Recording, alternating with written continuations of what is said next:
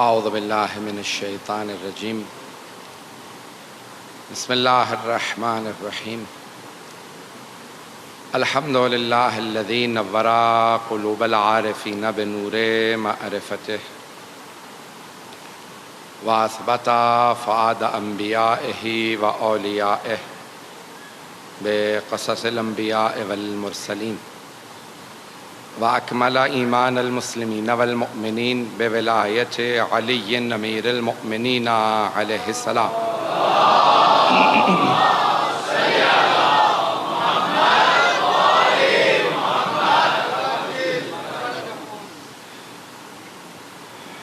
والصلاة والسلام والتحية والإكرام على أفضل الموجودات العبد المؤيد والرسول المسدد المصطفى الأمجد المحمود الأحمد أعني أبا القاسم محمد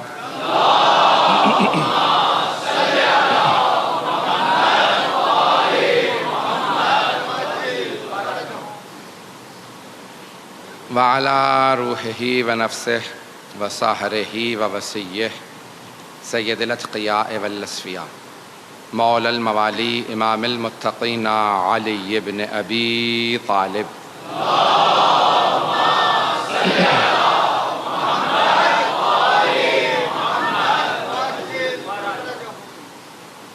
وعلی اوصیائہ لا سیما بقیۃ اللہ فی الارضین روحی وارواح العالمین لتراب مقدمہ الفدا واللعنة الدائمة على أعدائهم أجمعين من الآن إلى قيام يوم الدين أما بعد فقد قال الله الحكيم في كتابه الكريم بسم الله الرحمن الرحيم فأقم وجهك للدين حنيفا فطرة الله التي فطر الناس عليها لا تبديل لخلق الله ذلك الدين القيم ولكن أكثر الناس لا يعلمون صدق الله العلي العظيم صلوات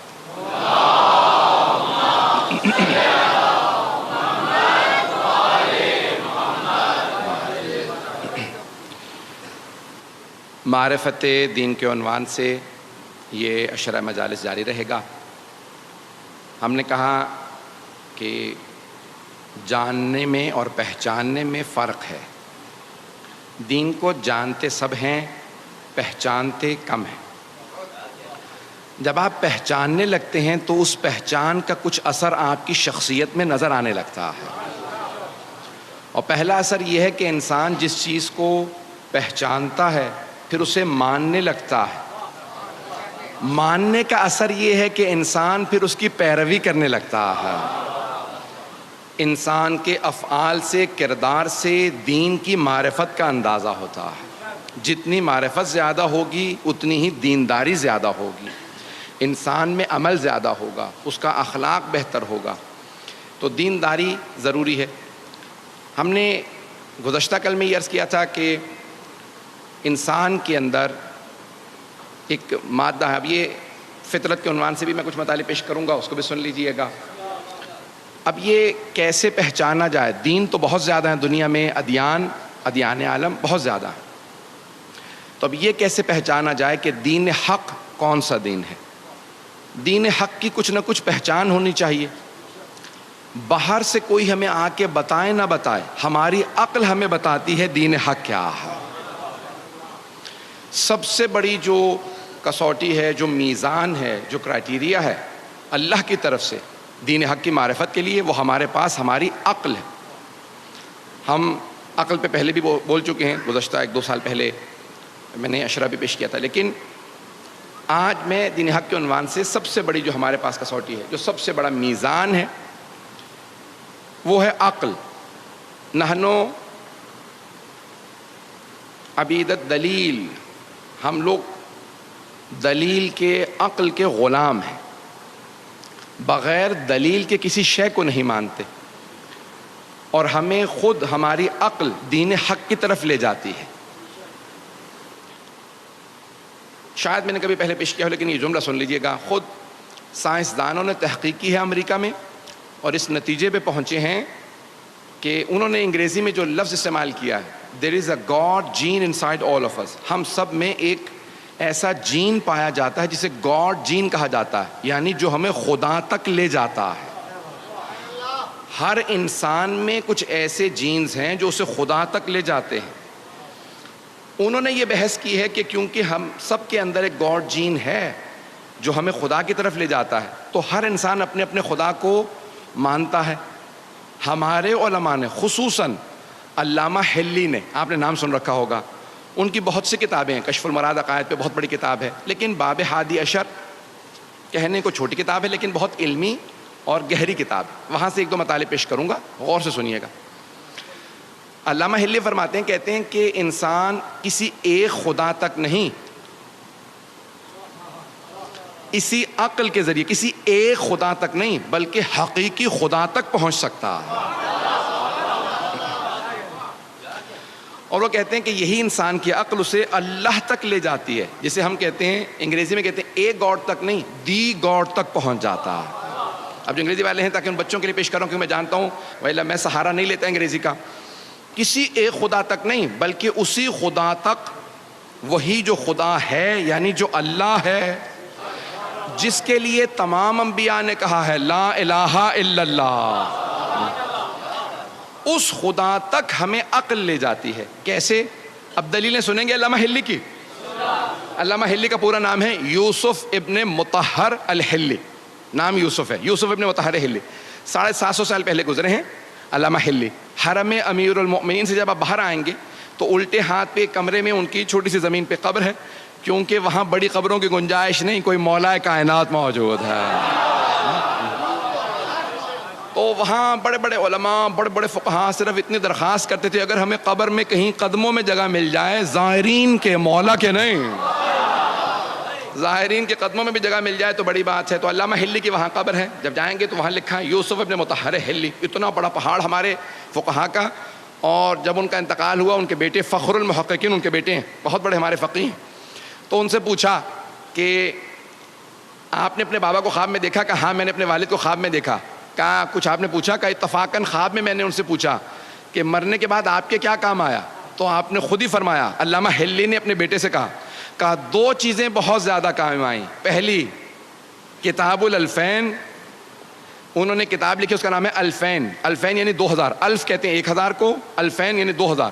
1000 دلیلیں مولا علی کی افضلیت پہ اور 1000 دلیلیں ان کے خلیفہ بلا فصل ہونے پہ.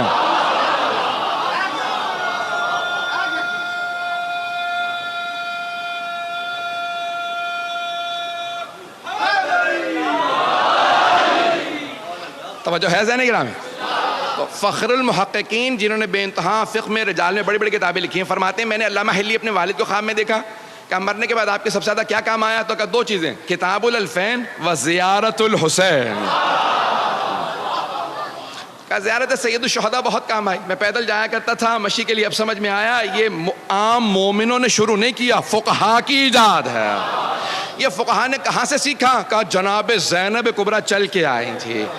تو یہ پوری دنیا میں مشی ہے، یہ چلنا، جلوسوں میں آنا. اذان گرامی اب یہ پیش کر رہا ہوں علامہ حلی کی دلیلیں سنیں گے انشاءاللہ توحید پہ.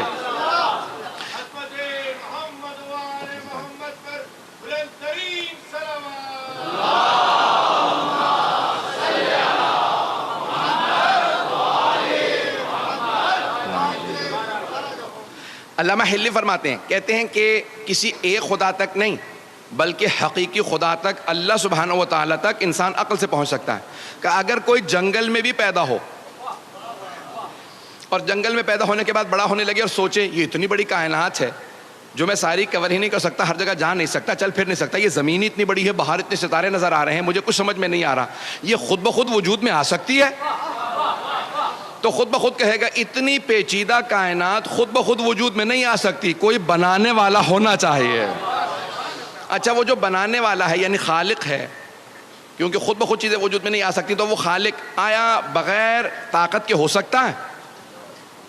تو خود ہی کہے گا نہیں، اتنی پیچیدہ کائنات ہے، اتنی مشکل ہے، بنانے والے کو قدیر تو ضرور ہونا چاہیے، اسے قدیر ضرور ہونا چاہیے. تو اب وہ بنانے والا جاہل ہو سکتا ہے اتنی پیچیدہ کائنات بنانے کے لیے؟ تو نہیں اس کا مطلب ہے اسے علیم بھی ہونا چاہیے. آیا بنانے والے کو کبھی موت آ سکتی ہے؟ کہ نہیں پھر یہ نظام چلے گا کیسے؟ اس کا مطلب ہے بنانے والے کو حی و قیوم بھی ہونا چاہیے. لوگ ہیں تو علامہ ہلی کہتے ہیں کہ ساری دلیلیں انسان جو جنگل میں بھی پیدا ہو سوچتا رہے تو اس خالق تک پہنچ جائے گا جو اللہ سبحانہ و تعالیٰ قدیر بھی ہے، علیم بھی ہے، حی و قیوم بھی ہے. خود انسان اس حی و قیوم تک پہنچ جائے گا. امیر المومنین نے بھی اسی انداز سے کہا ہے، یہ اسی مولا کے فرمان سے انہوں نے باتوں کو لے کے آگے بڑھایا ہے. اگر سننا چاہیں گے میں آگے بڑھوں گا.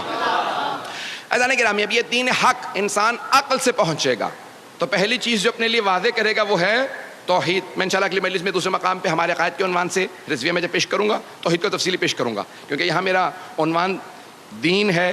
تو اب دین میں جو دین حق کی ضروریات ہیں انہیں پیش کر رہا ہوں. اگر سننا چاہیں تو تفصیل سے توحید کو بیان نہیں کر سکتا، وقت نہیں ہے. لیکن یہاں ایک اس آیت کے اندر فطرت اللہ التی فطر الناس علیہا، تو انسان کی فطرت میں توحید ہے. انسان فطرتاً اللہ کو مانتا ہے، فطرت میں ہے. کیسے؟ ایک دلیل دی ہے کسی اور بزرگ نے، اس کو دے پیش کر کے آگے بڑھوں گا. کہ مثال کے طور پہ ایک بچہ آئے اور آپ کو آ کے کہے کہ فلاں جگہ پہ یہ حادثہ ہو گیا، یا مثال کے طور پہ آگ لگ گئی. آپ سوچنے پہ مجبور ہوں گے، بچہ ہے. کچھ لوگ کہیں گے نہیں بچہ ہے، سننے کی ضرورت نہیں. اتنے میں ایک اور بچہ آ جائے اور دوسرا بچہ بھی آ کے وہی بات کہے جو پہلے بچے نے کہی تھی، وہاں آگ لگ گئی. اتنے میں بھی آپ سوچ رہے ہوں کہ 2 بچے آ چکے ہیں، تیسرا بچہ آ جائے کہ وہاں آگ لگ گئی ہے. کچھ لوگ کہیں گے بچے ہیں، بچوں کی کیا بات سننی. اتنے میں چوتھا، پانچواں، چھٹا، ساتواں، 10، 12، 14. اگر اتنے بچے آ جائیں تو ہر آدمی کہے گا بچے صحیح، بات تو ایک ہی کہہ رہے ہیں، نہیں پہنچا پایا. ارے بچے ہی صحیح لیکن بات ایک ہی دہرا رہے ہیں، سب کے سب ایک ہی بات کہہ رہے ہیں. وہاں کچھ ہو گیا، جا کے دیکھو تو صحیح. ایسا نہ ہو بچے ہیں لیکن بات صحیح کہہ رہے ہوں. تو امیر المومنین فرماتے ہیں ایک نہیں، 1,24,000 بچے نہیں، انبیاء سب کے سب ایک کے بعد آتے رہے، ایک کے بعد ایک آتے رہے اور ایک ہی بات کہتے رہے، لا الہ الا اللہ. بس سب ایک ہی بات کہہ رہے ہیں. ذرا جا کے دیکھو تو صحیح، ایسا نہ ہو میں ہی غلط ہوں، کوئی خدا ہو.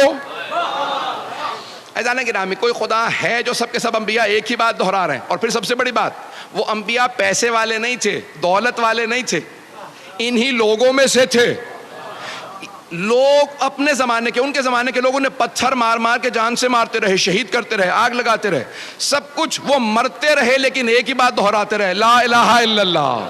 عزیزان گرامی، یہ 1,24,000 انبیاء، پھر 12 معصوم امام. کوئی حسین سجدے میں ہے، دنیا سے جاتے جاتے کہہ رہا ہے لا الہ الا اللہ. عزیزان گرامی، یہ سب دلیلیں ہیں کہ کوئی ایک خدا ہے. تو دین حق وہی راستہ ہے جو ایک خدا کی طرف دعوت ہے. جو دین حق ایک خدا کی طرف دعوت ہے وہ دین حق ہے. عزیزان گرامی، دوسرا جو اس دین حق کا سب سے بڑا کرائٹیریا ملاک، جو ہم نے کہا کہ ہر شے عقل سے واضح ہوگی. عقل سے، عقل یہ کہتی ہے کہ اگر خدا ہے، اور ابھی ہم ثابت کر چکے خدا ہے، تو پھر اس سے کوئی رابطہ برقرار ہو سکتا ہے؟ اس سے کوئی رابطہ ہو سکتا ہے؟ پھر اس کی صفات ہے، میں صفات میں نہیں گیا، وقت نہیں ہے. صفات ہے، اس میں عدالت آ جاتی ہے، عدالت کا ماننا ضروری ہے، وقت نہیں. انسان یہ سوچے گا اگر کوئی خدا ہے، اور ابھی ہم نے ثابت کیا خدا ہے، تو پھر اس خدا سے رابطہ ہو سکتا ہے. انسان تلاش کرے گا رابطہ ہو سکتا ہے، تو پھر کیسے ہو سکتا ہے؟ تو پھر انسان دیکھے گا کچھ ایسے ہستیاں آئی ہیں، انبیاء آئے ہیں جو کہتے ہیں ہمیں اللہ نے بھیجا. اگر اللہ سے رابطہ کرنا ہے تو پھر جن کو اس نے بھیجا ہے انہی کے ذریعے اللہ سے رابطہ ہو سکتا ہے. اسی کو وسیلہ بھی کہا جاتا ہے، توسل بھی کہا جاتا ہے. کہ خدا سے رابطہ ہو سکتا ہے لیکن وسیلے کے ذریعے. مستقیم بھی ہو سکتا ہے، مستقیماً بھی ہو سکتا ہے. یار مجھے پتا ہے مجمع جو ہے وہ کل اور آج بارش کے باوجود بھی الحمدللہ ہمارے منتظمین بتا رہے تھے کہ مجمع بے انتہا آیا. یہ آپ کی عقیدتیں ہیں، دین سے محبت ہے، حسین کا عشق ہے جو آپ کو لے کے آ رہا ہے.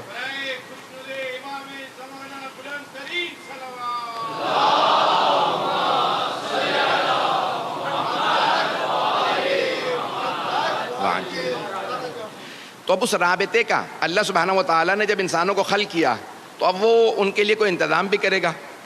عزیزان گرامی، ہم نے کہا دین، عقیدے اور عمل دونوں چیزوں کا نام ہے. اللہ سبحانہ و تعالیٰ، ہم اصول دین عقل کے ذریعے سمجھ سکتے ہیں، لیکن فروع دین کو سمجھانے کے لیے ہمیں انبیاء کی ضرورت ہے. وہ ہمیں بتائیں گے کہ کوئی نماز ہے، کوئی روزہ ہے. اگر ہمیں کوئی نہ بتاتا نماز کیسے پڑھنی ہے تو ہم نماز نہیں پڑھ سکتے تھے. نہیں پہنچا پایا. ہم نماز نہیں پڑھ سکتے تھے اگر ہمیں کوئی آ کے نہ بتاتا کہ ایسی نماز ہے، فجر کی 2 ہی ہونی چاہیے، ظہر کی 4 ہی ہونی چاہیے، عصر کی 4 ہیں، مغرب کی 3 ہیں، عشاء کی 4. اب اگر کوئی آدمی اعتراض کرے، پروردگارا تو نے ہماری نیند خراب کر کے ہمیں جب اٹھا ہی دیا تھا تو 8 10 17 رکعت یہیں پڑھوا لیتا. پتہ نہیں لوگ ہیں یا نہیں ہیں. کوئی اعتراض کر سکتا تھا، پروردگارا اب اٹھ ہی گیا ہوں، ساری نیند غارت تو ہو گئی، جب پانی چہرے پہ ملا ساری نیند اڑ گئی، تو پروردگارا یہیں 8 10 رکعت، یہیں ظہر کی 4 رکعت یہاں ہو جاتی، چلو 2 نہیں تو 4 ہوتی، 8 ہوتی، کچھ ہوتا. نہیں، اللہ نے کہا نہیں، 2 ہی پڑھو، اس کے بعد بے شک سو جاؤ. کیونکہ نماز ہے اپنے نفس سے مقابلہ. جب ایک مرتبہ اپنے نفس کو شکست دے دو پھر سوال نہ کرنا 2 ہی کیوں، 2 رکعت پڑھ کے بے شک دوبارہ سو جاؤ. لیکن جب میرے راستے پہ آؤ گے، شیطان کو شکست دینے کا سب سے بڑا راستہ ہی فجر کی نماز ہے. بھائی اس پہ ویسے ہی واہ آنی چاہیے جیسے باقی جو لوگ آنی چاہیے. میرا کوئی بھی نوجوان بھائی، میرا بچہ کبھی بھی فجر کی نماز قضا نہیں کرے گا. عزیزان گرامی، اب یہ ساری نمازیں یہ کون بتائے گا ہمیں؟ توجہ ہے میرے ساتھ. یہ ساری نمازیں، یہ عبادات ہمیں کون بتائے گا؟ انبیاء. اللہ سے رابطے کے لیے ہمیں انبیاء کی ضرورت ہے. وہ جب فروع دین بھیجے گا انبیاء کے ذریعے. ایک اور جملہ کہہ دوں، جب اللہ جو ہمارے لیے چیزیں بھیج رہا ہے، نماز بھیج رہا، روزہ بھیجا، حج بھیجا، خمس زکوٰۃ، یہاں سب کچھ اس نے بھیجا، قرآن کریم بھیجا، کوئی بھی شے ہمیں مستقیماً نہیں دی، نہیں پہنچا سکا. اللہ نے ہمیں کوئی شے بغیر واسطے کے نہیں دی. جو کچھ دیا واسطے کے ذریعے دیا، وسیلے کے ذریعے دیا. توجہ، اس نے ہمیں نماز بھی دی تو وسیلے کے ذریعے، قرآن کریم دیا تو وسیلے کے ذریعے. ارے وہ جو محتاج نہیں ہے،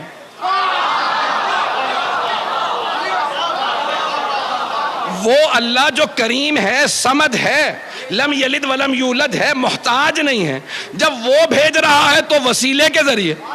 تو جب ہم یہاں سے بھیجیں،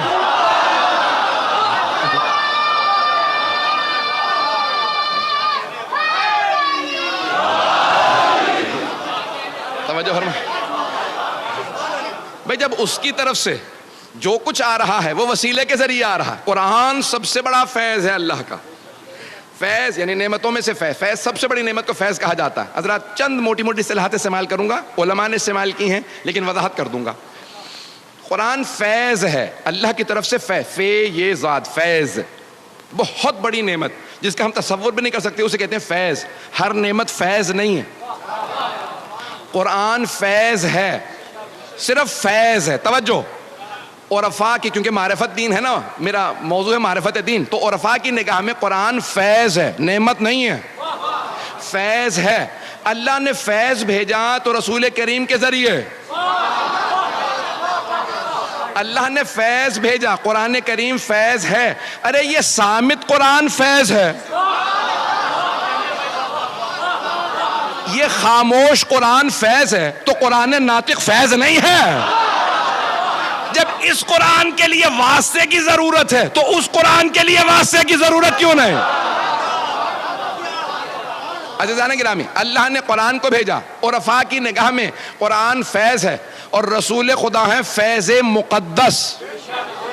عرفاء جو اصطلاحات استعمال کرتے ہیں، تھوڑی سی اصطلاحات، میں نے کہا موٹی اصطلاحات ہیں، گاڑی اصطلاحات ہیں، یاد کر لیجئے. قرآن فیض، رسول خدا ہے فیض مقدس، اور خدا ہے فیض اقدس. اللہ سب سے بڑا فیض. اس نے کہا دیکھو خبردار، میرے تک آنے کے لیے مستقیم ڈائریکٹ آنے کی کوشش نہ کرنا. اگر ڈائریکٹ آنے کی کوشش کرو گے، بنی اسرائیل نے بھی یہی چاہا تھا. بنی اسرائیل نے کہا موسیٰ اللہ سے کہو ہمیں نظر آ جائے، تو اللہ نے کہا میں کبھی کسی کو نظر نہیں آؤں گا، ذرا پہاڑ کو دیکھو. اللہ نے اپنے کرم فیض کی نگاہ ڈالی پہاڑ پہ، پہاڑ جل گیا. بنی اسرائیل سارے مر گئے، جناب موسیٰ بے ہوش ہو کے گر گئے. بنی اسرائیل نے ڈائریکٹ اللہ سے ہونا چاہا تو سارے تباہ ہو گئے. بڑے بڑے خلفاء کہہ گئے اگر علی نہ ہوتے تو ہم ہلاک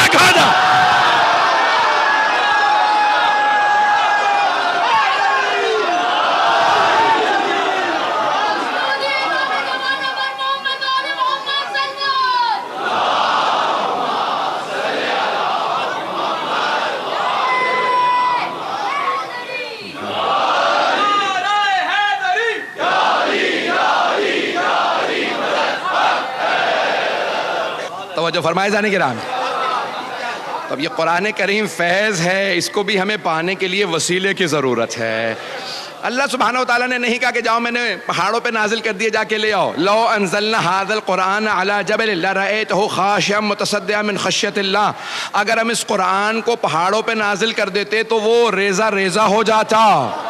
قرآن کو پہاڑوں پہ نازل کر دیتے تو ریزہ ریزہ ہو جاتا. اللہ نے قرآن کو بھیجا تو قلب پیغمبر پہ. توجہ توجہ, سارے مجمع کی توجہ ہو. اذان گرامی, میں سارے اپنے مسلمان بھائیوں کا عقیدہ درست کرنا چاہتا ہوں. اللہ نے کہا اگر میں اپنے قرآن کو پہاڑوں پہ نازل کرتا تو وہ ریزہ ریزہ ہو جاتا, لیکن میں نے اپنے محمد کے, اپنے حبیب کے دل پہ قرآن کو نازل کیا. عزیزان گرامی, وہ دل جس پہ قرآن نازل ہو اور اسے کچھ نہ ہو, پہاڑوں پہ آئے تو پہاڑ ریزہ ریزہ ہو جائے. کیسے ممکن ہے کہ لوگ سینہ چیر کے,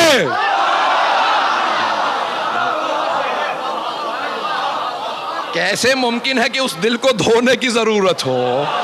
عزیزان گرامی, وہ دل اتنا پاک ہے, وہ دل اتنا عظیم ہے کہ جس دل پہ قرآن کریم نازل ہوتا ہے اور وہ پیغمبر اسلام بیان فرماتے ہیں. عزیزان گرامی, یہ تمام کی تمام نعمت. دین حق کی سب سے پہلی پہچان کیا؟ عقل بتاتی ہے جو باعظمت ہوں گے وہ اللہ والے ہوں گے, جو باعظمت ہوں گے وہ اللہ والے ہوں گے. تو عزیزان گرامی, دین حق کیسے پتہ چلے؟ علامات بتائیں گی. نمبر 2. دوسرا, متعدد کتابوں سے, جتنی آسمانی کتابیں ہیں سب میں تذکرہ آئے گا دین حق والوں کا.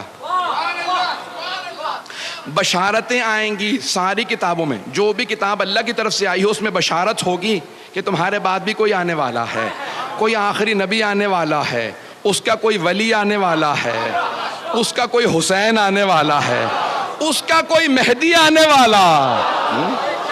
تو سارے انبیاء کی کتابوں میں تذکرہ آتا رہے گا. آج میں چند جلدی حوالہ جات پیش کرنا چاہتا ہوں, اگر حوالہ جات سننا چاہیں گے تو آئیے ذرا. پہلے ویدوں سے پیش کر رہا ہوں.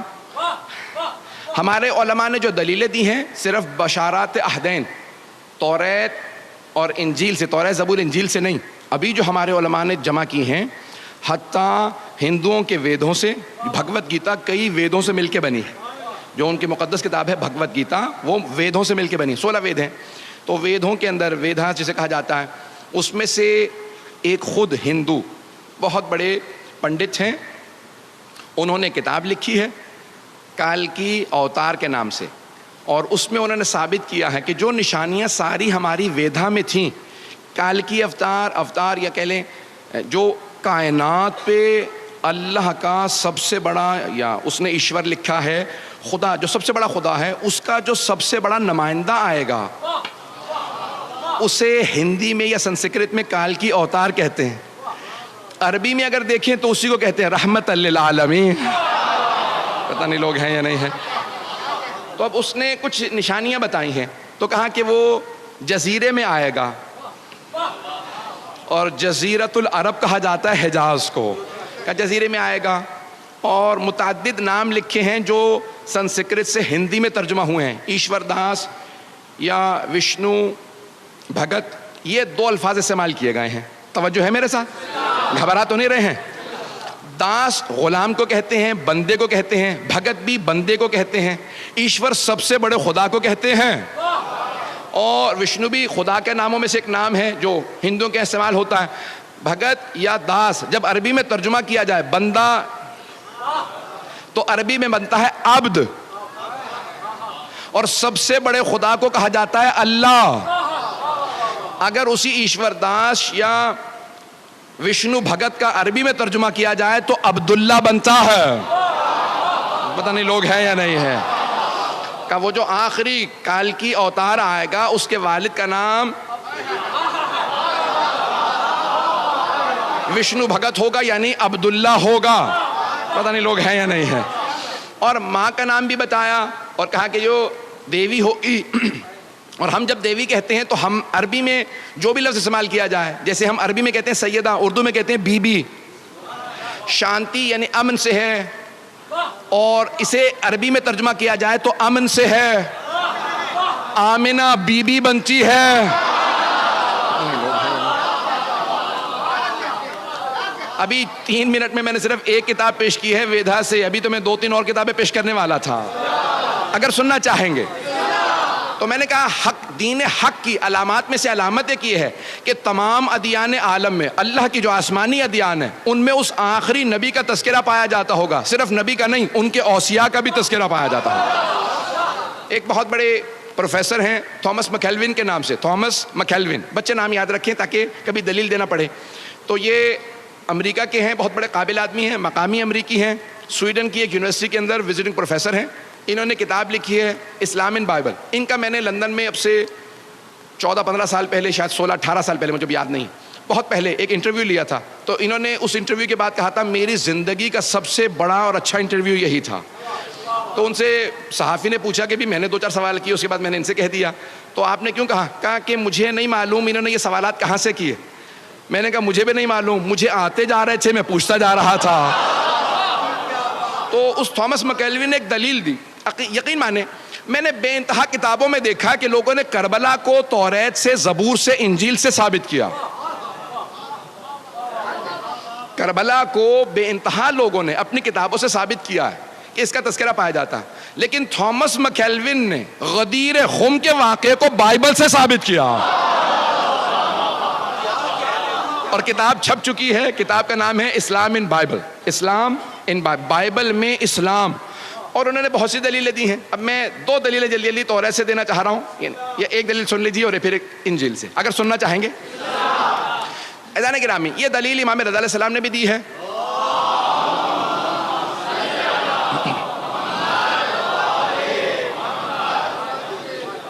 میرا یہ 7واں سال ہے، 7واں عشرہ ہے آپ لوگوں کے ساتھ، اور 7 سال پہلے جو پہلا عشرہ تھا وہ زندگانی اہل بیت پہ تھا۔ اس میں نے امام رضا یعنی ائمہ پہ پڑھا تھا، امام کا مناظرہ پڑھا تھا، وہاں پہ چند جملے پیش کیے تھے، آج سن لیجئے گا۔ اور یہ میرا 7واں اور آخری سال ہے انشاءاللہ تعالیٰ۔ یہ انشاءاللہ خراسان کی آپ کے ممبر سے میں مطالعے پیش کر رہا ہوں۔ اس مناظرے کے 2 جملے سن لیجئے گا، سارے مجمع کی توجہ رہے گی میرے ساتھ۔ عزیزان گرامی، امام رضا علیہ السلام، امام علی بن موسیٰ علیہ السلام نے دلیلیں دی ہیں، اور یہ توریت، زبور، انجیل کے اندر سے دلیلیں دی ہیں رسول خدا کی حقانیت پہ۔ اگر سننا چاہیں گے تو میں پورا خون جگر لگاؤں گا۔ آپ جانتے ہیں کہ جب میں باہر سے مناظر ائمہ کے پیش کرتا ہوں تو پھر میں یہاں نہیں ہوتا ہوں، یا مشہد میں ہوتا ہوں یا نجف میں ہوتا ہوں۔ مجمع کی توجہ میرے ساتھ رہے گی۔ عزیزان گرامی، جب پوچھا گیا، مختلف ادیان عالم کے لوگوں نے امام معصوم سے سوال کیا، ہماری کتابوں سے ثابت کیجئے کہ آپ کے نبی کا تذکرہ ہماری کتابوں میں ہو۔ یہودیوں نے کہا، عیسائیوں نے کہا، مجوسیوں نے کہا، ہربیز، ستارہ پرست، اس زمانے میں سابعی جتنے ادیان تھے، حتیٰ ہندو، جب خراسان پہنچے اور امام سے مناظرہ کیا، امام نے تمام ادیان عالم کے تمام بڑے بڑے علماء کو ان کی کتابوں سے، ان کی زبان میں جواب دیا۔ یہ میں بہت سوچا کرتا تھا، امام نے ہر عالم کو اسی کی زبان میں جواب کیوں دیا؟ اسی کی کتاب سے جواب دینا تو ضروری تھا، اس کی زبان میں جواب کیوں دیا؟ عربی میں جواب دیتے، اس کی زبان میں جواب دینا اس لیے تاکہ کبھی یہ کوئی نہ کہے کہ پیغمبر امی کے معنی یہ ہیں کہ ان پڑھ تھے۔ ارے جب وسیع ایسے ہیں تو نبی کیسے ہوں گے؟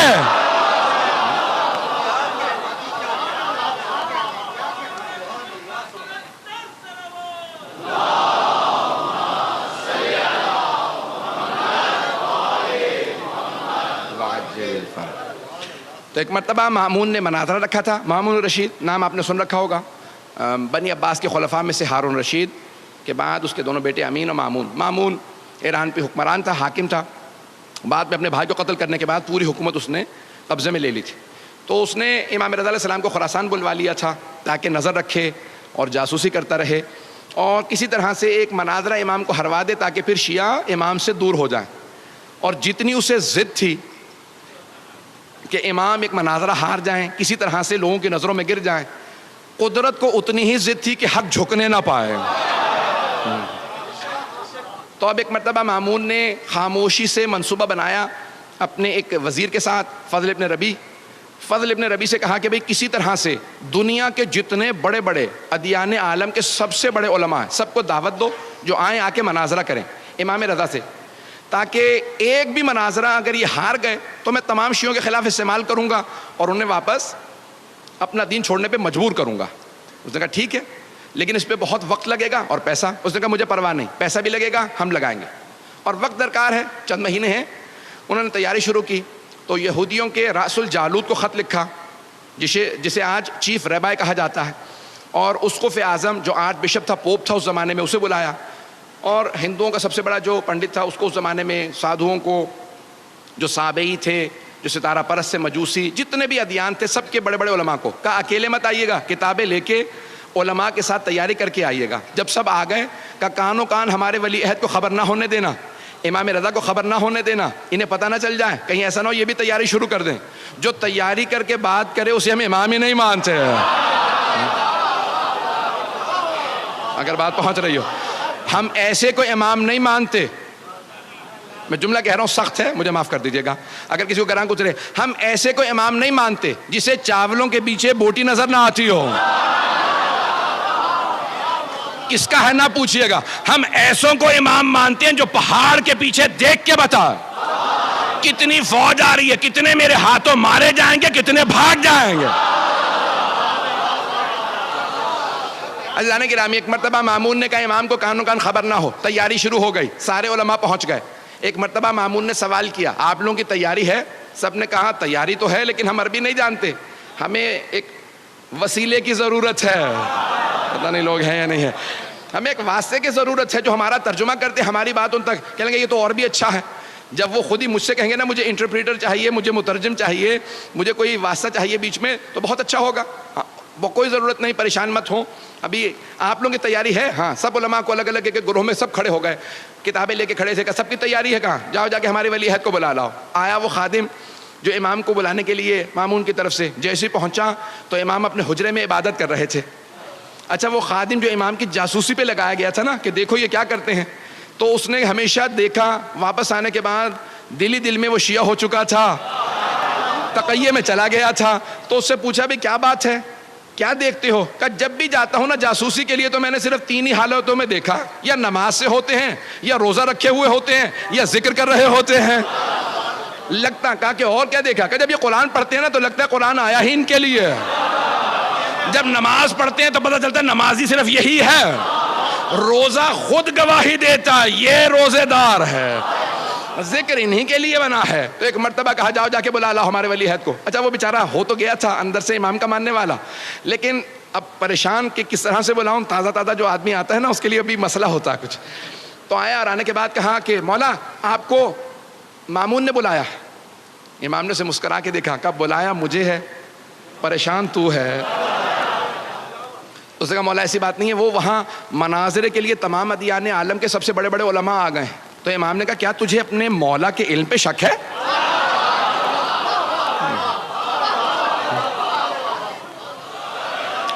بس بھی ایک مرتبہ امام نے کہا کہ تجھے اپنے مولا کے علم پہ شک ہے؟ اس نے کہا نہیں مولا آپ کے علم پہ کوئی شک نہیں, لیکن مولا یہ جو مناظرہ کرنے والے ہوتے ہیں نا یہ بات ایسی گھما پھرا کے کرتے ہیں کہ سوال کچھ ہوتا ہے, جواب کچھ بنتا ہے. تو میں گھبرا یہ رہا ہوں کہ مناظرے کے لیے وہ تو تیاریاں کر کے آئے ہیں. مولا نے کہا سن, چہرہ میرا نہیں مامون کا دیکھنے والا ہوگا. جب میں ہر عالم کو اسی کی زبان میں اسی کی کتاب سے جواب دوں گا تو چہرہ مامون کا دیکھنے والا ہوگا. بس بے وقت نہیں رہا, جلدی جلدی مجھے دلیلیں پیش کرنا ہے. امام رضا علیہ السلام پہنچے. اب میں اپنے انداز سے پیش کروں کیسے آئے ہوں گے دربار میں. تو مامون نے ایک مرتبہ کہا خبردار کوئی امام کے لیے دروازہ نہ کھولے. وہ خود ولی عہد ہیں, کہ دروازہ وہ خود کھولیں گے. آپ کو پتا نا محلوں کے دروازے بہت بڑے بڑے ہوتے ہیں, کہ محل کے دروازوں کو وہ دھکیلیں, پردہ کوئی نہ ہٹائے. جبکہ سپاہی موجود تھے, کہ خبردار کوئی پردہ نہ ہٹائے. وہ خود چلتے ہوئے آئیں اور کوئی ان کی تعظیم میں کھڑا نہ ہو. جب وہ مجھ سے آ کے سلام کر کے اجازت مانگیں گے میں بتاؤں گا انہیں کہاں بیٹھنا ہے. ایک مرتبہ میں اپنے انداز سے پیش کر رہا ہوں, امام چلے.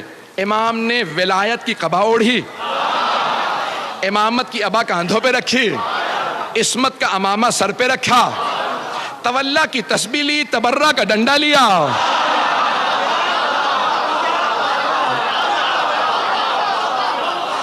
ایک مرتبہ نالین زیب تن کی.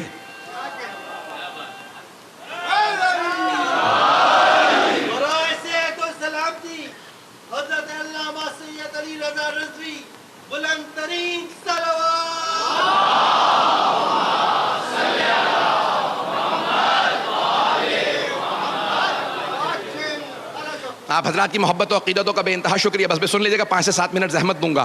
ایک مرتبہ امام چلے, جیسے ہی امام نے نالین سے بے تن کیے چلنے لگے تو میرا دل کہتا ہے زمین قدموں کے بوسے دے رہی ہوگی, آسمان سر پہ سایہ کر رہا ہوگا.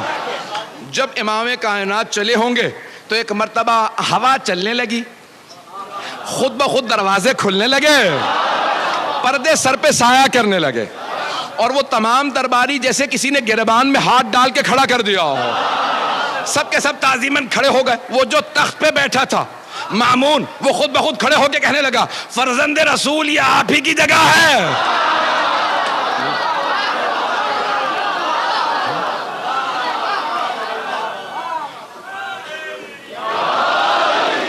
فرزند رسول یہ آپ ہی کی جگہ ہے، آپ تشریف لائیے. مولا نے کہا نہیں، میں تیرے تخت پہ نہیں بیٹھوں گا، تیرے تخت سے ظلم کی بو آتی ہے، میرے لیے ممبر لگوا دیا جائے، ہم وارث ممبر ہیں. ایک مرتبہ امام کے لیے ممبر لگایا گیا، امام ممبر پہ تشریف لائے. مامون نے فوراً امام کو دیکھا، کہا فرزند رسول کچھ لوگ سوالات کرنے آئے تھے. یہ نہیں کہا میں نے دعوت دے کے بلایا ہے سازش کے تحت اور یہ سب بڑے بڑے دور سے پیسے لے کے آئے ہیں، کچھ نہیں کہا. کہ فرزند رسول کچھ لوگ سوالات کرنے آ گئے تھے تو میں نے سوچا آپ ہی سے سوال پوچھ لے، میں کیا جواب دے پاؤں گا. مولا نے مسکرا کے مجمع کو دیکھا اور اس طرح سے دیکھا کہ سب کے ذہنوں پہ امام ایسے مسلط ہوئے کہ سب پہ روب طاری ہو گیا. جو الہی نمائندہ ہوتا ہے اس کا آنا بتاتا ہے یہ اللہ کا بھیجا ہوا ہے.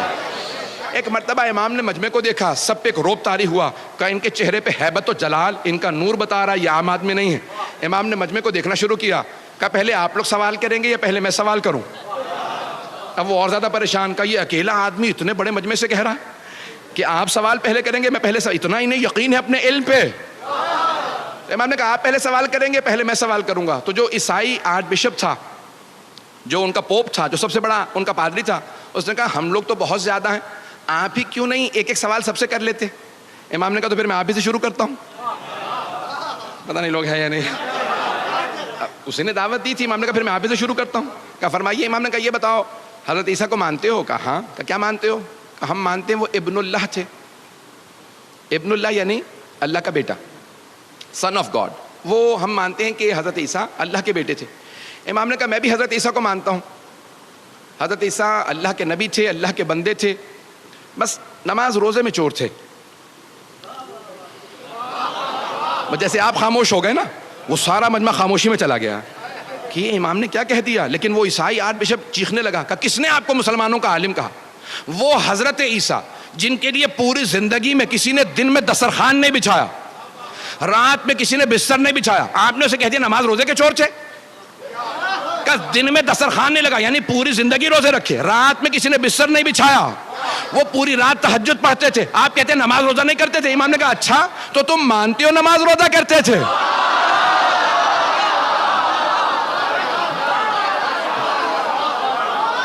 مناظر ایسے ہی ہوتا ہے.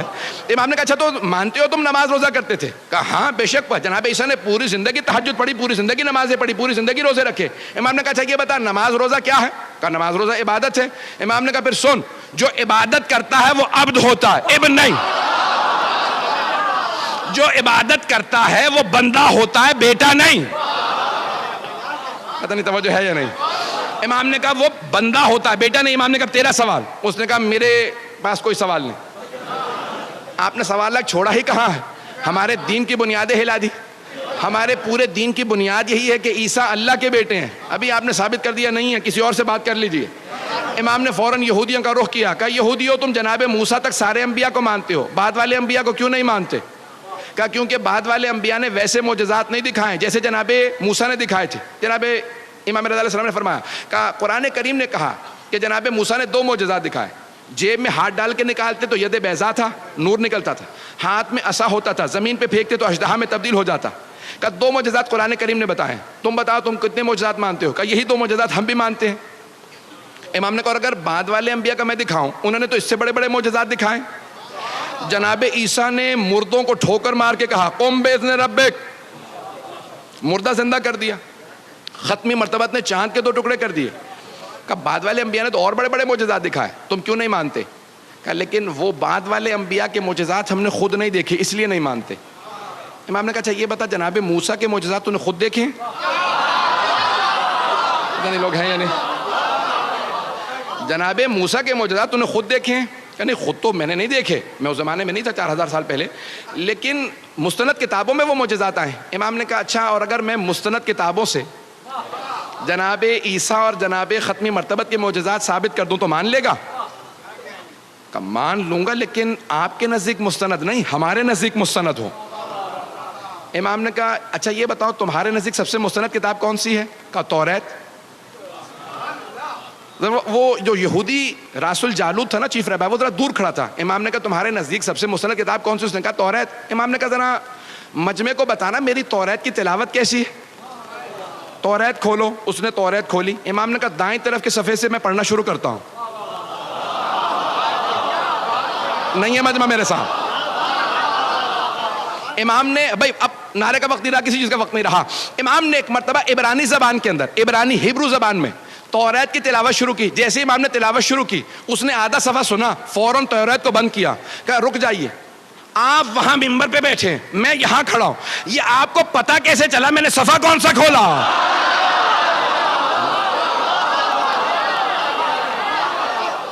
امام نے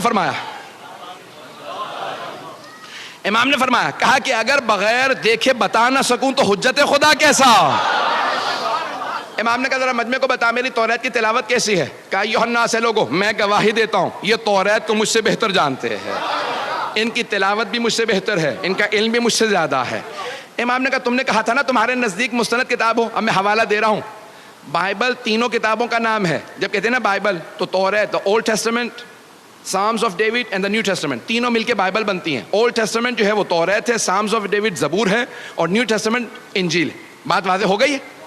جن کو ابھی تک واضح نہیں ہوئی بات میں ریکارڈنگ سن لیجیے گا، میری رفتار بڑھتی رہے گی. عزیزان گرامی، امام رضا علیہ السلام نے فرمایا کہ توریت سے حوالہ دے رہا ہوں. کہ تمہاری کتاب ہے مانتے ہو؟ کہا ہاں. امام نے کہا حوالہ چاہیے نا ہمارے نبی کا، بعد والے انبیاء کا. کہا ذرا توریت کھولو. سورہ تمہاری کتاب کا سورہ حبقوق. اس نے فوراً سورہ کھولا جو ٹرومنی انگلش کے اندر. امام نے کہا وہاں پہ آیت نمبر 11 سے لے کے 19 تک میں تلاوت کرتا ہوں اور سنتے چلے جانا. اب سارا مجمع سن رہا ہے، مامون بھی دیکھ رہا ہے کہ کیا ہوتا ہے، یہ توریت سے ثابت کر رہے ہیں. تو ایک مرتبہ امام نے بیان کرنا شروع کیا. امام نے کہا سنو وَتَجَلَّى رَبُّكَ، عربی میں موجود تھا. جب میں اس کا انگریزی میں ترجمہ کر رہا تھا نا کتاب کا، تو میں پریشان ہو رہا تھا. رات کے 12 بجے کے بعد کا وقت تھا کہ یہ 1200 سال پہلے امام رضا نے اس زمانے کی توریت سے حوالہ دیا.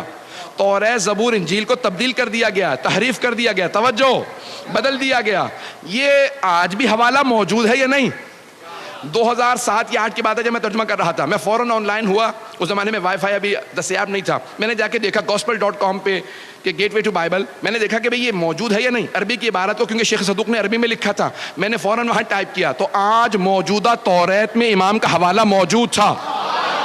میرا یقین اور زیادہ بڑھ گیا. ہم ایسے امام کی امامت کے قائل ہیں کہ جن کی نگاہیں دیکھ لیں توریت بدل جائے گی، لیکن تبدیل ہونے کے بعد بھی 1250 سال بعد جو حوالہ توریت میں رہے گا وہ حوالہ امام نے دیا. امام نے وہ حوالہ دیا. ایک مرتبہ امام نے کہا کھولو. اب وہاں پہ کہا وَتَجَلَّى، اب آپ کے رب نے اپنی وحی کو نازل کیا. وحی کو نازل کیا. Your Lord sent his manifestation, انگریزی ترجمہ بھی وہاں پہ موجود ہے کہ آپ کے رب نے اپنے وحی کو نازل کیا. اللہ طور سینا، on Mount Sinai، طور سینا پہ. کہا یہ طور سینا پہ کس پہ وحی نازل ہوئی؟ تو فوراً وہ راس الجالوت نے، یہودیوں کے سب سے بڑے عالم نے کہا جناب موسیٰ پہ، دنیا جانتی ہے جناب موسیٰ پہ وحی آئے. کہا مانتے ہو نا؟ کہا ہاں. کہا ذرا اگلی آیات کی تلاوت کرو. اور وَتَجَلَّى رَبُّكَ، اور تمہارا رب وحی نازل کرے گا علی جبل السعیر. انگریزی میں تھا ماؤنٹ سائر. کا جبل سعیر پہ، ماؤنٹ سائر پہ، جبل سعیر پہ، کوہ سعیر پہ وحی نازل کرے گا. کہا بتاؤ یہ کوہ سعیر پہ کس پہ وحی آئی؟ ایک مرتبہ یہودی عالم خاموش ہو گیا. کہا میں نہیں جانتا. امام نے کہا کتاب تمہاری ہے، سورہ تمہارا، آیت تمہاری کتاب کی. ذرا ایک مرتبہ تم سننا، میں بتاتا ہوں. امام نے عیسائیوں کا رخ کیا. کہا اے عیسائیوں، کیا تمہارا عقیدہ ہے کہ جناب عیسیٰ پہ جبل سعیر پہ وحی آئی تھی؟ سارے عیسائیوں نے کہا ہاں ہم مانتے ہیں کہ جناب عیسیٰ پہ جبل سعیر پہ وحی آئے. امام نے کہا یہودیو، تم کہتے ہو مستند کتاب سے حوالہ دو تو مان لو گے. تمہاری کتاب میں تذکرہ ہے کہ بعد والے نبی پہ جبل سعیر پہ وحی آئے گی. کہ تمہاری کتاب ہے، حوالہ جناب عیسیٰ کا ہے، کیونکہ تمہیں معلوم نہیں کس نبی پہ. میں بتا رہا ہوں اور عیسائی بتا رہے ہیں کہ جناب عیسیٰ پہ وہاں وحی آئی. اب جیسے آپ میں سے بہت سے خاموش ہیں، سارے یہودی خاموش ہو گئے کہ کیا کیا جائے گا. عزیزان گرامی، مجھے پتا ہے کہ آپ کے سب حضرات کی توجہ کی وجہ سے میری طرف توجہ ہے کہ اگلا جملہ کیا ہوگا. امام نے کہا سن، آیت نمبر 18 اور 19 میں لکھا وَتَجَلَّى رَبُّكَ عَلَى جبل فاران، اور تمہارا رب جبل فاران پہ وحی نازل کرے گا. انگریزی میں نے ترجمہ دیکھا جبل فاران کا تو لکھا تھا ماؤنٹ پھیرن.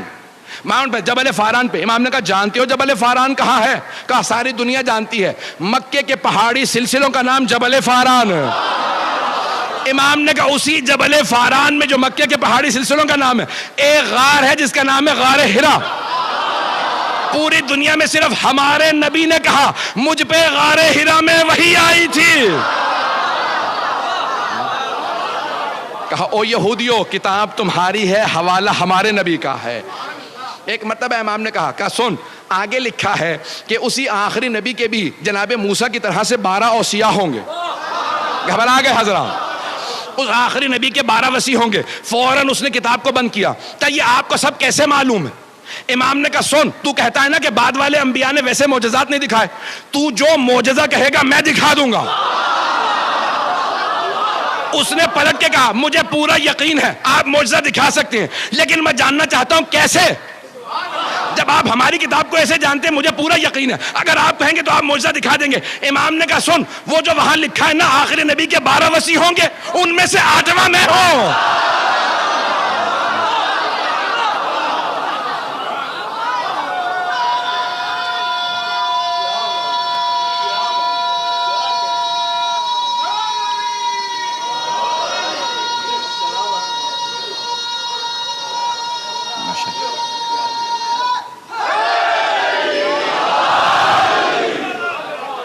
توجہ فرمائے جانے گا.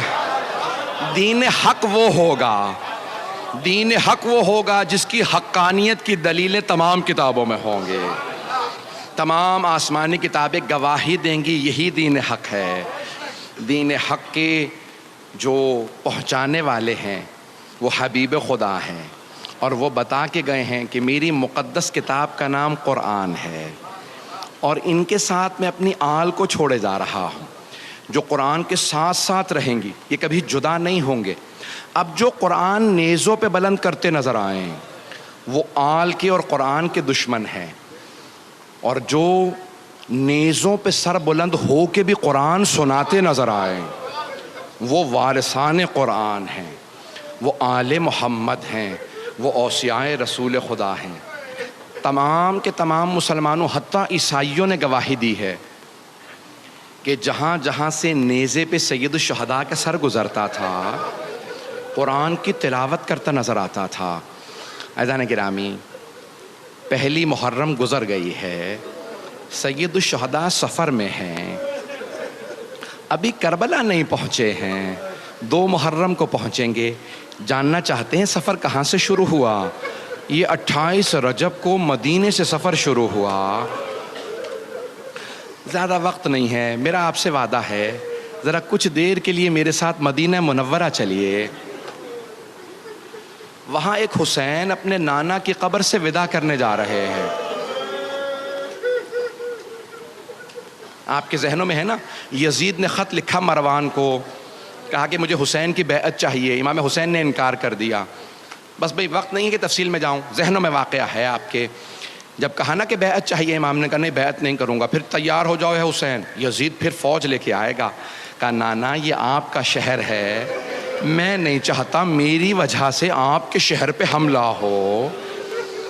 مقدس جگہوں سے امام اس لیے کوچ کر گئے, جانتے ہیں جنگ ہوگی, حملہ ہوگا, بیعت نہیں کروں گا. جب وداع کرنے گئے نا تو سب سے پہلے نانا کے روضے پہ گئے. جب نانا کے روضے پہ گئے, دیکھنا چاہیں گے کیسے گئے؟ قبر نبی پہ گئے, ابھی جناب ام سلمہ موجود تھیں. جیسے ہی امام حسین کو آتا دیکھا, جناب ام سلمہ نے کہا میرا لال. جناب ام سلمہ نے پالا تھا نا جناب سیدہ کے ساتھ مل کے. کہا میرا لال کیا بات ہے؟ کہا نانی اماں, میرے جد رسول خدا کی امت مجھے مدینے میں رہنے نہیں دے رہی, میں اپنے نانا سے وداع کرنے آیا ہوں.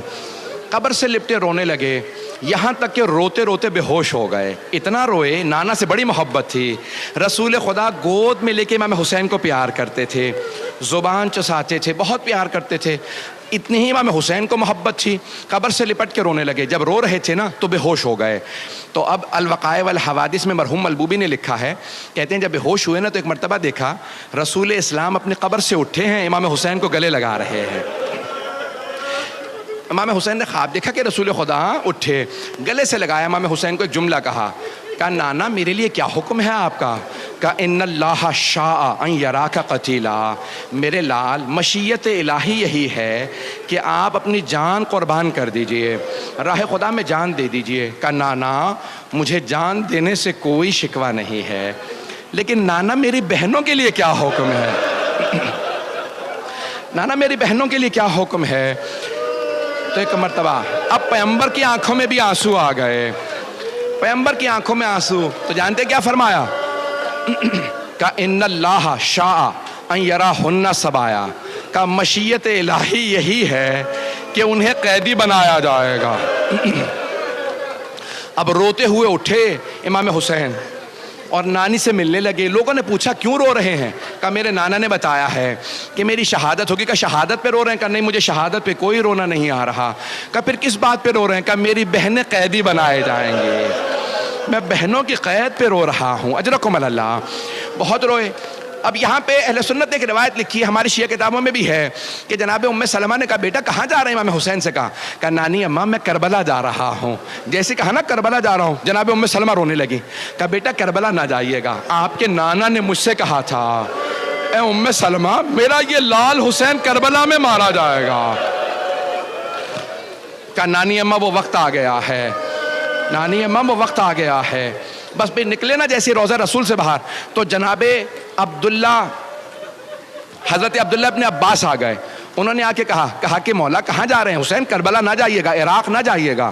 عراق میں یہ جو کوفے والے ہیں نا، انہوں نے آپ کے بابا سے وفا نہیں کی تھی، بھائی سے وفا نہیں کی تھی، کوفے والے وفا نہیں کریں گے، آپ عراق نہ جائیے۔ مولا نے کہا میں شہادت کے لیے جا رہا ہوں، میں جانتا ہوں وہ وفا نہیں کریں گے، وہ مجھے مار دیں گے، میں شہادت ہی کے لیے جا رہا ہوں۔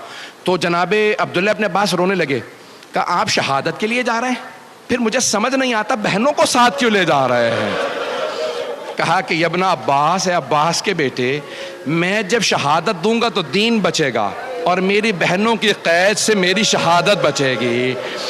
اب میں ایک سوال کروں آپ سے، بہنوں کی وجہ سے شہادت بچے گی، بہنوں کی مظلومیت کی دلیل کیا ہے؟ چھوٹے چھوٹے بچے، ایک چھوٹی سی بی بی جس کے کانوں سے بالیاں اتاری گئی تھی، جسے پورے رسے میں تماچے لگے تھے، جو خیموں میں بھی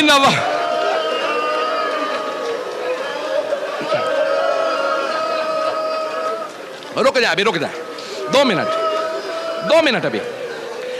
ابھی نہیں 2 منٹ، میں جانتا ہوں آپ سے برداشت نہیں ہوگا۔ جناب سید الشہداء نے فہرست تیار کی، کون کون میرے ساتھ کربلا جائے گا؟ حضرت عباس سے کہا عباس ہے میرے بھائی، یہ فہرست ہے، تمام مردوں کو بتا دو کون کون ساتھ جائے گا۔ جناب عباس نے کہا علی اکبر آپ کا بھی نام ہے، قاسم آپ کا بھی نام ہے، سب کو نام بتاتے رہے۔ جانتے ہیں کس کے نام پہ روئے؟ ایک چھوٹا سا بچہ تھا، کسی بی بی کی گود میں تھا۔ اب بچے سے تو کہہ نہیں سکتے تھے کہ اس بچے تو کس سے کہا؟ اس بی بی سے کہا فاطمہ صغرا علی اصغر کا نام بھی۔ اجرکم اللہ۔ بس میں تمام کیا، 2 منٹ کی زحمت۔ سب کو بتایا کس کس کا نام ہے، کہا آپ کا بھی نام ہے، مستورات کے بھی نام بتایا، کہا عباس راستے کے لیے پانی لے لیجئے گا۔ جناب عباس نے مشکیزوں پہ پانی بھرنا شروع کیا، پانی بھر کے اونٹوں پہ لادنا شروع کیا، بہت زیادہ پانی لیا۔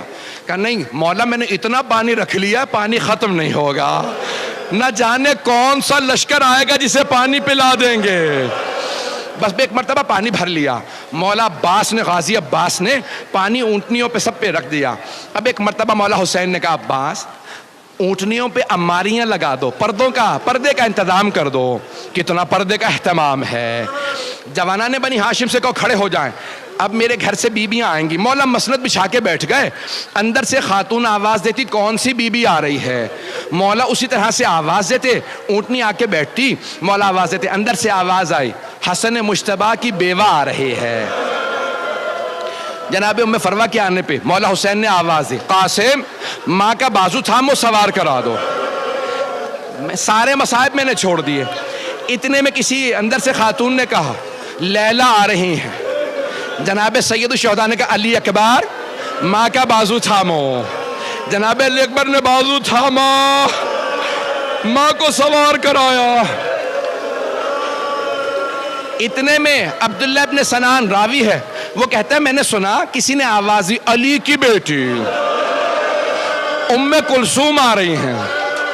ایک مرتبہ مولا حسین نے کہا عباس بہن کو سوار کرا دو۔ جناب عباس آگے بڑھے، جناب ام کلثوم کو ناقہ پہ سوار کرا دیا۔ اتنے میں کسی نے آواز دی علی کی بیٹی زینب کبریٰ۔ راوی کہتا ہے میں نے خود دیکھا حسین مسند سے کھڑے ہو گئے۔ 2 منٹ۔ راوی کہتا ہے میں نے دیکھا حسین مسند سے کھڑے ہوئے، آواز دی عباس گھٹنا زمین پہ رکھو، علی اکبر ماں کا بازو پکڑو، اون محمد عماری کا پردہ ہٹاؤ، کہ سارے جوانان بنی ہاشم کھڑے ہو گئے۔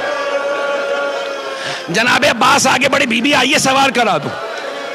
جناب زینب کبریٰ نے کہا نہیں عباس، آج آپ مجھے سوار نہیں کرائیں گے۔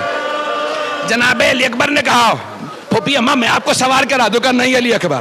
اون محمد نے کہا اماں ہم کا نہیں ہے، آج رک جاؤ۔ مولا حسین نے کہا بی بی آپ کو میں سوار کرا دوں، کہا بھیا مجھے معاف کر دے لیکن آج آپ سے بھی سوار نہیں ہونا چاہتی۔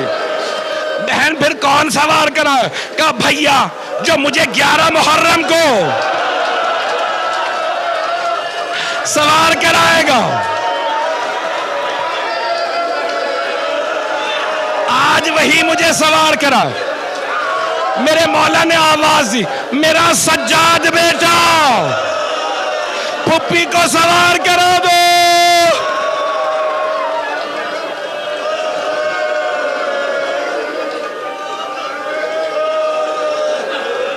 الا لعنت اللہ علی القوم الظالمین۔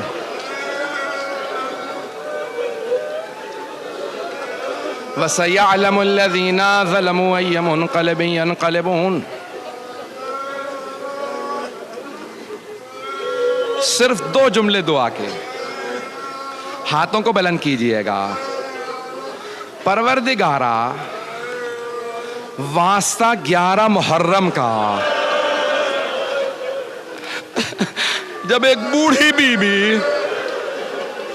ہر بی بی کو سوار کرا رہی تھی، یہاں تک کہ اس بی بی نے اپنی ماں کی کنیز جناب فضہ کو بھی سوار کرا دیا، لیکن جب اس بی بی کی باری آئی نا تو ایک مرتبہ اس بی بی نے، اس بڑی باعظمت بی بی نے مولا سجاد کو دیکھا گلے میں طوق ہے، ہاتھوں میں زنجیریں ہیں، پاؤں میں بیڑیاں ہیں۔ اب بی بی نے مولا سجاد کو آواز نہیں دی، جانتے ہیں کیا کیا؟ فرات کا رخ کیا اور بڑی حسرت سے کہا میرے بھیا عباس۔